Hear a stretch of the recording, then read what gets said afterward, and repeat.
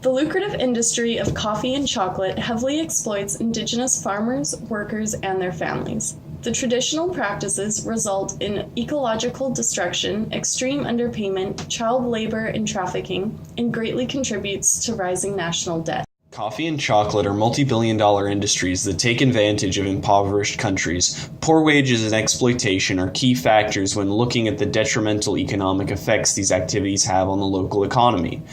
Many coffee and chocolate growers live below the internationally recognized poverty level, living off of $1.25 per day. Coffee companies make roughly $70 billion US in profit each year. However, only 8% of that total profit is distributed to the producers. When workers experience powerlessness and meaninglessness in the workplace, it results in them also having a feeling of alienation with their family-oriented relationships. The cash crop industry is specifically guilty of this. Children younger than 15, some as young as 5, work from sunup till sundown at cocoa farms in West Africa, which are linked to some of our favorite chocolate brands. These major brands have been caught turning a blind eye to human rights abuses from cocoa suppliers in West Africa. Nestle's code of conduct prohibits the use of child labor in its chains. However, the Fair Labor Association found evidence of forced labor and children working lengths of 14 hours straight in hazardous conditions doing dangerous work. Starbucks, the largest coffee company in the world, claimed that 95.3% of their coffee is ethically sourced. This term, however, was created by Starbucks and therefore is not based on any quality standards. A 2013 statistic from the company's Global Impact Report says that only 8.4% of the company's coffee purchases were actually certified as fair trade. Fair trade and other certifications can greatly alleviate worker exploitation by setting ecological, social, health, and/or economic standards that companies must adhere to. The small producer symbol used by Just Us represents a high standard of fair trade as the farmers are members of the co-op, giving them control over their work and ensuring equitable payment.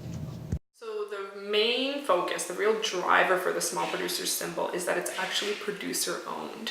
A lot of the other marks that you'll see are owned by players in the global north, not the global south. So the small producer symbol kind of broke away,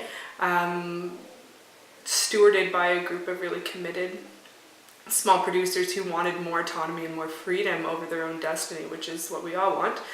And so with that as a foundation, they've done a lot of work to just focus on empowering the individuals in the supply chain. So we pay an extra premium for social development, quality development, all those kind of things, and that actually is controlled democratically by the cooperatives. The educational attainment of girls was not great because they'd have elementary school high up in the mountain, and so everybody would go to that, and it wasn't safe for the girls to walk down to the mountain to the middle school, and there was no public transportation, so just the boys would go. So what this community did, they bought a pickup truck, and every hour on the hour it drives around the village and takes people up and down the mountain, and all of a sudden the girls started going to middle school, high school, university, but that was with fair trade premiums. They went in and kind of changed their... It's not just sort of economic. You know, we often think that, if you can bring a few more dollars, there's going to be some great benefits, and that's true, there are, but also just in terms of sort of bigger issues, empowerment. They were very proud to be part of this co-op. They were very, very proud to be seen as leaders, and innovators in their community. They're very proud to be able to give opportunities to their children